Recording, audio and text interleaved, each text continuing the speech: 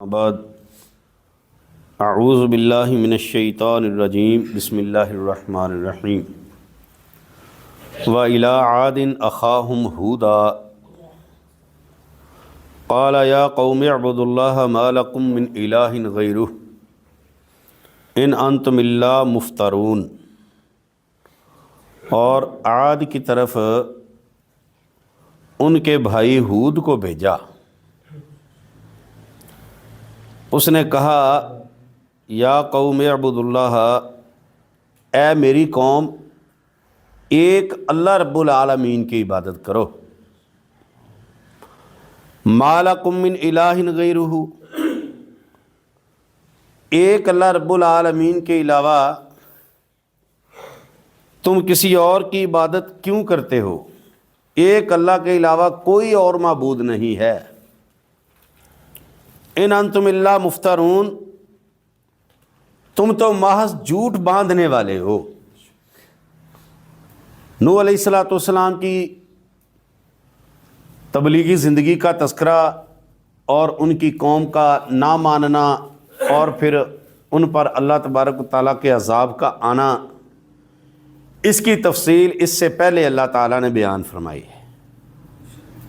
جو ہی نوح علیہ السلام کی قوم کا قصہ مکمل ہوا تو سورہ ہود کے ساتھ اللہ رب العالمین نے وہیں سے ہی ان کا قصہ مکمل کرنے کے بعد فوراً ہی حضرت ہود علیہ السلام کی قوم کا تذکرہ شروع فرما دیا۔ قوموں کی طرف اللہ رب العالمین نبی اور رسول بھیجتے ہیں، کس وجہ سے؟ جب اللہ تعالیٰ کی نافرمانیوں کی انتہا ہو جاتی اور اللہ تبارک تعالیٰ کے ساتھ کسی اور کو شریک ٹھہرانے لگ جاتے تو اللہ تعالیٰ کسی رسول اور نبی کو مبعوث فرما دیتا۔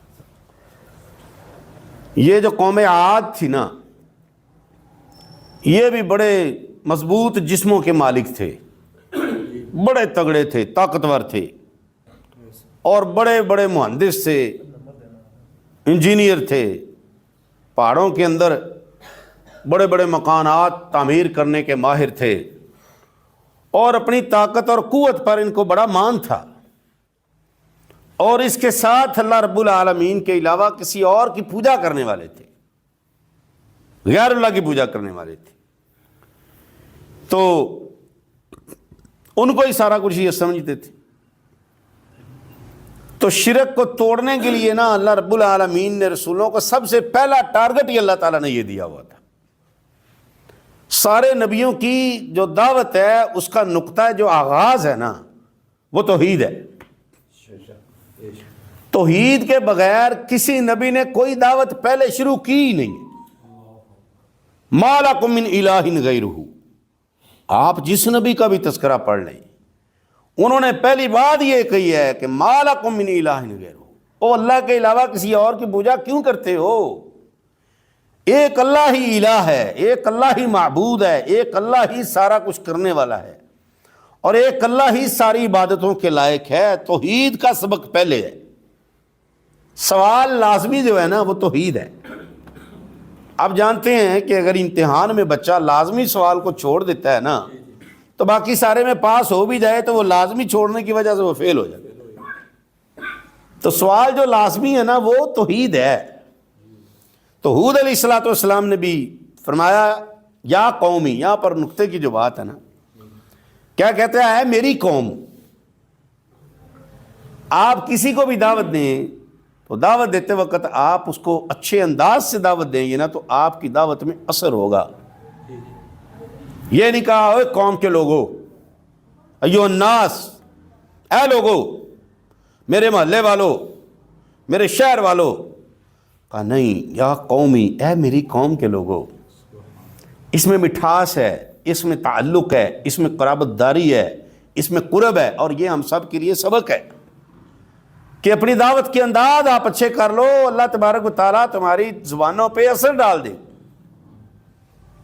ہماری دعوت کے انداز اچھے ہو جائیں، اور یہ ضروری ہے۔ سب سے پہلا سبق یہ، یا قوم، اے میری قوم۔ ہود علیہ السلام ان کو مخاطب کیا کر رہے ہیں؟ اعبدوا اللہ، ایک اللہ رب العالمین کی عبادت کرو. اور یہ اور ایک ہمارے لیے بہت بڑا سبق ہے کہ پہلے ان کے الہوں کی تنکیر نہیں ہے, ان کے الہوں کا پہلے سٹے انکار نہیں ہے. پہلے کہا عبد اللہ, ایک اللہ کی, اپنی اللہ کا تعارف پہلے, ان کے معبودوں کا تذکرہ بعد میں ہے. کیسا سبق ہے؟ اگر وہ کہے کیوں ان کی عبادت کر رہے ہو, پہلی بات ہی ان کو بری لگنی تھی. اس لیے انہوں نے کہا عبد اللہ, ایک اللہ کی عبادت کرو. اللہ رب العالمین کی پہچان کروائی ہے, اللہ کا تعارف کروایا ہے. آپ یہ بات حقیقت ہے, آپ کسی کو کسی کام سے ہٹانے لگے نا تو آپ اس کو پہلے اس کا متبادل بتا دینا, تو پھر اس کو وہ کام چھوڑنا آسان ہو جاتا ہے. یہ اللہ کے قرآن کی ترتیب آپ کو کہتے ہیں, ان کو سمجھیں تو صحیح. واللہ یہ قرآن مجید اللہ رب العالمین کی حسین کتاب, اللہ کی قسم, اس کے الفاظ کا کیا کہنا ہے اور اس کے حروف کا کیا کہنا ہے. تو انہوں نے کہا پہلی بات یہ ہے اعبد اللہ, ایک اللہ کی عبادت کرو. تم جو یہ عبادتیں کرتے ہو, ما لکم من الہ غیرہ, کیا ہو گیا تمہیں, ایک اللہ رب العالمین کے علاوہ کوئی معبود نہیں ہے بھائی, ایک اللہ عبادت کے لائق ہے. وہی بگڑی بنانے والا ہے, وہی حاجت روا ہے, وہی مشکل کشا ہے, وہی سارا کچھ کرنے والا ہے, وہی ساری طاقتوں کا مالک ہے. اللہ تبارک و تعالیٰ کے بعد اگر کسی کو اللہ نے قوت اور طاقت دینی ہوتی یا اختیارات دینے ہوتے تو اللہ ان کو دیتا جن کو اللہ نے مبعوث فرمایا, اور وہ میں ہوں. اور میں اپنی زبان سے اقرار کرتا ہوں کہ اللہ کی عبادت کرو, تم بھی اور میں بھی. ہم سب اللہ کی عبادت کے لیے پیدا ہوئے. ایک اللہ کی عبادت کرو, ایک اللہ رب العالمین کو مانو. کیا ہو گیا اللہ رب العالمین کے سوا کسی اور کو کیوں پوچھتے ہو؟ ان انتم الا مفترون. اب تیسری بات جو انہوں نے کی ہے نا, وہ کہتے ہیں کہ یہ جو تم باتیں کرتے ہو نا, یہ سارا جھوٹ ہے. وہ روزیاں دیتا ہے, وہ روٹیاں دیتا ہے, وہ بچے دیتا ہے, وہ بچیاں دیتا ہے, وہ پالنے والا ہے, وہ داتا ہے, وہ دستگیر ہے, وہ باں پھڑنے والا ہے, وہ بیڑیاں پار کرانے والا ہے, وہ جناب فلاں کرنے والا ہے. یہ آج کی بات نہیں ہے, یہ اس وقت کے لوگوں کا بھی عقیدہ تھا کہ یہ جو اللہ کے نیک بندے ہیں نا, یہی سارا کچھ کرنے والے ہیں. اللہ تعالیٰ نے اپنے اختیارات ان کو تفویض کر دیے ہیں. تو انہوں نے جواب دیا, انہوں نے کہا نہیں, ان انتم الا مفترون, یہ جو تم کہتے ہو نا یہ سارا جھوٹ باندھا ہوا ہے تم نے. اللہ تبارک و تعالیٰ نے تو آدم علیہ السلام جو سب سے پہلے انسان ہے, اللہ تعالیٰ نے نا, یہاں پر ایک اور بات میں آپ کو بتا دوں, ہم جو بڑا جلدی سے کہہ دیتے ہیں نا کہ دنیا میں انسان اللہ کا خلیفہ ہے. انسان اللہ کا خلیفہ نہیں ہے. خلیفہ کس کو کہتے ہیں؟ خلیفہ نائب کو کہتے ہیں. اللہ کو نائب کی ضرورت ہے؟ اچھا کیوں نہیں ہے بھائی؟ کیونکہ اللہ تبارک و تعالیٰ نہ بیمار ہوتا ہے, نہ اللہ چھٹی پر جاتا ہے, نہ اللہ ایک ملک سے دوسرے ملک کے دورے کے لیے جاتا ہے, نہ اللہ تبارک و تعالیٰ کمزور ہے, نہ اللہ رب العالمین کو موت آنی ہے. یہ ساری چیزوں سے اللہ مبرہ اور پاک ہے. پھر اللہ رب العالمین کو خلیفے اور نائب کی کیا ضرورت ہے؟ ہم کہتے ہیں جناب صدر پاکستان وہ چلا گیا کسی دورے پر اور اپنا قائم مقام صدر فلاں کو بنا کر گیا ہے, اپنا نائب صدر فلاں کو بنا کر گیا ہے. اس کو بیچارے کو ضرورت ہے, کیوں؟ کمزور ہے. وہ ایک ٹائم پہ ایک ڈیوٹی دے سکتا ہے, ساری ڈیوٹیاں نہیں دے سکتا. کالج کا پرنسپل کہیں جائے گا, وہ اپنے وائس پرنسپل کو ساری ذمہ داری دے کے جائے گا, وہ اپنے نائب کو ساری ذمہ داری سونپے گا. کیوں؟ وہ ایک ٹائم پر ایک کام کر سکتا ہے. اللہ تبارک و تعالیٰ ایک وقت میں سارا کچھ کر سکتا ہے. اللہ رب العالمین کو نائب کی ضرورت نہیں ہے. اسی لیے وہ کہتا ہے اعبد اللہ, ایک اللہ کی عبادت کرو جو ساری طاقتوں کا مالک ہے, جو سارے اختیارات کا مالک ہے. وہ اللہ عبادت کا بھی اکیلا ہی مالک ہے. اس کے ساتھ کسی کو نہ قلبی عبادت میں, نہ قولی عبادت میں, نہ بدنی عبادت میں, نہ انفاق فی سبیل اللہ کرنے کی عبادت میں, کسی بھی عبادت کے اندر اللہ رب العالمین کو کے ساتھ کسی کو شریک نہیں ٹھہرانا. اور پھر اللہ فرماتے ہیں یا قومی, ہود علیہ السلام اگلی بات کہتے ہیں اے میری قوم. اللہ اکبر, پھر یہ لفظ پھر بولا ہے اے میری قوم, لا اسالکم علیہ اجرا. تمہارے ذہن میں اگر یہ بات ہو نا کہ یہ ہود پتہ نہیں چاہتا کیا ہے, مالدار لوگ تھے بڑے, ہاں جی, بڑے پیسے والے تھے. تو حود علیہ السلام نے یہ بات بھی کلیئر کر دی کہ تمہیں اگر کوئی غلط فہمی ہو کہ جناب یہ ہم سے کسی چیز کا مطالبہ کرے گا، یہ اس کو کسی بات کا لالچ ہے، کہا یا قومی، اے میری قوم، لا اسالکم علیہ اجرا، یہ جو میں کام تمہیں کہنے لگا ہوں، جو میں تبلیغ تمہیں کرنے لگا ہوں، جو میں بڑی ذمہ داری تمہارے اوپر ادا کرنے لگا ہوں نا، یہ بات بھی اپنے ذہن سے نکال دو کہ مجھے تم سے اس کے عوض میں کچھ بھی نہیں چاہیے. ہاں جی، مجھے کوئی اجرت نہیں چاہیے. یہ نہیں کہنا کہ کل کو یہ حود ہم سے کچھ مانگنا شروع کر دے گا. لا اسالکم، نہیں مانگوں گا، میں سوال کروں گا تم سے. ان اجریہ الا علی الذی فطرنی، کہتے ہیں کہ میرا اجر تو اس کے پاس ہے جس نے مجھے پیدا کیا ہے. ساتھ سبحان اللہ اپنے رب خالق کا اور تعارف کروا دیا ہے کہ مجھے پیدا کرنے والا بھی کون ہے؟ میرا اللہ رب العالمین ہے. افلا تعقلون، کیا تم عقل نہیں کرتے، عقل سے کام نہیں لیتے؟ میرا مقصد بھی کوئی اور نہیں ہے، تم سے اجرت لینا بھی نہیں ہے، تم سے کوئی مطالبہ بھی میرا نہیں ہے. ایک اللہ کا تعارف بھی کرواتا ہوں، پھر میں خود کہتا ہوں کہ مجھے پیدا کرنے والا بھی وہ خالق کائنات ہے. اللہ اکبر. وَيَا قَوْمِ اسْتَغْفِرُوا رَبَّكُمْ، اور پھر کہتے ہیں میری قوم کے لوگوں، استغفروا ربکم، اپنے رب سے، تم اپنے رب سے استغفار کرو، اپنے گناہوں کی توبہ کر لو. ہاں، جو تم سے گناہ ہو گیا، پہلے ہو گیا، اللہ نے توبہ کے دروازے کھلے رکھے. استغفروا ربکم، اے میری قوم کے لوگوں، اللہ رب العالمین سے معافی مانگ لو، اللہ تبارک تعالیٰ سے اپنی بخشش کا مطالبہ کر دو، اللہ سے سوال کرو، اللہ تمہارے گناہوں کو معاف کر دے گا. ثم توبوا الیہ، پھر اللہ کی طرف رجوع کر لو.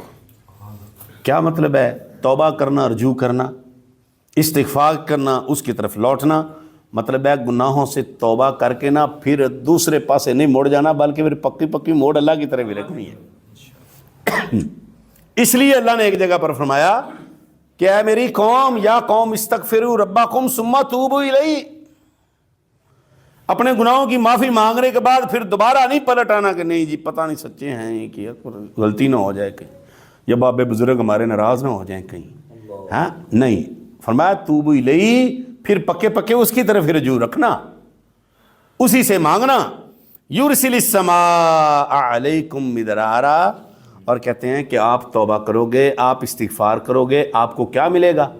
فرماتے ہیں یرسل السماء علیکم مدرارا، آسمانوں سے وہ رب جو مالک ہے وہ موسلا دھار تمہیں بارشیں عطا کرے گا تمہارے استغفار کرنے کی وجہ سے. وَيَزِدْكُمْ قُوَّةً إِلَىٰ قُوَّتِكُمْ، اور تمہاری جو قوت ہے نا، پہلے تم طاقتور ہو، اللہ اس طاقت میں اور اضافہ کر دے گا تمہارے استغفار کرنے کی وجہ سے. اور یاد رکھو یہ جو آفر ہے نا، یہ قیامت تک آنے والے سارے لوگوں کے لیے ہی ہے، صرف ان کے لیے نہیں ہے. ہم کہتے ہیں پریشان بہت ہیں، حالات بڑے تنگ ہیں، کمزوریاں بڑی ہیں، ہائے ہائے بڑی پریشانی ہے. بھائی آپ نماز بس دعا کرو، بھائی استغفار بس دعا کرو، بھائی اللہ سے معافی مانگو گناہوں کی، ہاں وہ بات بھی آپ کی ٹھیک ہے لیکن بس آپ دعا کریں، بھائی آپ بھی کچھ کرو نا، ہاں وہ تو ٹھیک ہے. اور اللہ کی قسم سال لوگ پریشان ہیں، لیکن جب ان کو اللہ کا راستہ بتایا جاتا ہے نا، کہتے ہیں نہیں جی کچھ صحیح کوئی حل دسو نا، اے تو چلو گل ٹھیک ہے نا، گل تیری ٹھیک ہے، اے ٹھیک ہے، لیکن کوئی اور راستہ. انا للہ و انا الیہ راجعون. بندہ پوچھے بھی اللہ کے بندے تجھے سب سے بڑے در کا راستہ بتا رہے ہیں تو پھر ابھی بھی کہتے ہو کہ اور راستہ بتاؤ، توکل ہی نہیں ہے، اللہ پہ بھروسہ ہی نہیں ہے. تو اللہ رب العالمین کے نبی ہود کہتے ہیں کہ میری قوم کے لوگوں، اللہ سے اپنے گناہوں کی معافی مانگ لو اور پکے پکے اس کا دروازہ مال لو. اصل مطلب یہ ہے اس کی چوکھٹ پہ بیٹھ جاؤ، چھوڑ دو ساری چوکھٹیں، چھوڑ دو سارے ادھر ادھر کے در، اس کے طرف پکے پکے رجوع کرنے والے بن جاؤ.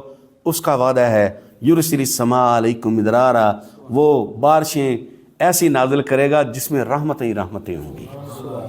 ہاں جی، ورنہ بارشیں آتی ہیں سیلابوں کی شکل میں تباہی مچا دیتی ہیں. ہاں جی، یرسل السماء علیکم مدرارا، جو آسمانوں سے بارش نازل ہوگی وہ رحمتوں سے بھری ہوئی ہوگی، اور پھر تمہاری قوت جو ہے نا، طاقت، یہ کمزور نہیں اللہ تمہیں پڑھنے دے گا۔ اللہ تبارک و تعالیٰ تمہارے ان قوتوں کو اور مزید بڑھا دے گا۔ وہ 313 تھے نا، رات کو مسلح ڈال لیے تھے، سبحان اللہ، ہاں، کوئی تلواریں نہیں تھی، کوئی نیزے نہیں تھے، کوئی جناب طاقت قوت نہیں تھی، کوئی پاور نہیں تھی، کوئی B-52 بم نہیں تھے، کوئی AK-47 کلاشن نہیں تھی، کوئی SKS نہیں تھی، کوئی LMG نہیں تھی، کچھ بھی نہیں تھا۔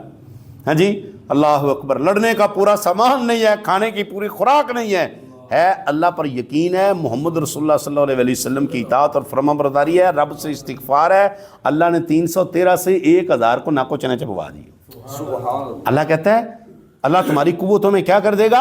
اضافہ کر دے گا، اللہ تمہیں قوت دے گا۔ آپ سارے اسلامی جنگوں کو پڑھ کے دیکھیں، اللہ کی قسم تھوڑی سی تعداد ہے۔